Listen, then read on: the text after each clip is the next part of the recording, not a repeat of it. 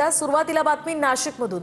नाशिकच्या भोसला मिलिटरी शाळेमध्ये बिबट्या आढळलेला आहे, तर खबरदारीचा उपाय म्हणून शाळा प्रशासनाकडून आज शाळेला सुट्टी देण्यात आली आहे। गेल्या 2 दिवसांपूर्वीच काही अंतरावर बिबट्या जेरबंद करण्यात आला होता आणि आता पुन्हा एकदा या नाशिकच्या भोसला मिलिटरी शाळेच्या परिसरामध्ये बिबट्या पाहायला मिळालाय। त्या पार्श्वभूमीवर खबरदारी म्हणून आता शाळेला सुट्टी जाहीर करण्यात आली आहे। एकूणच बिबट्यांच्या संख्येवरील नियंत्रणासाठी काय करता येईल यावर चर्चा सध्या सुरू आहे। वनमंत्री गणेश नाईकांच्या उपस्थितीत वन विभागाची पुण्यात बैठक सुरू आहे। बिबट्यांच्या वाढत्या हल्ल्याच्या पार्श्वभूमीवर ही आढावा बैठक घेतली जाते।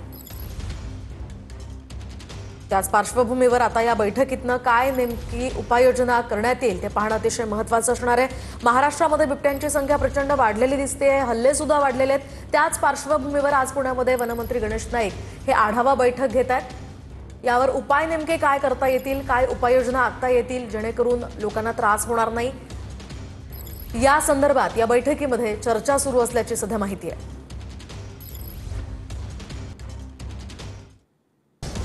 एक महत्त्वाची बातमी, बिहारमध्ये 20 नोव्हेंबरला नव्या सरकारचा शपथविधी सोहळा होणार आहे। राज्यपालांनी नितीश कुमार यांचा राजीनामा स्वीकारलाय। 19 नोव्हेंबरला बिहारमधल्या भाजपच्या आमदारांची बैठक होईल आणि बिहारमध्ये त्यामुळे मुख्यमंत्री नेमका कोण होणार आहे याचा सस्पेन्स अजूनही कायम आहे।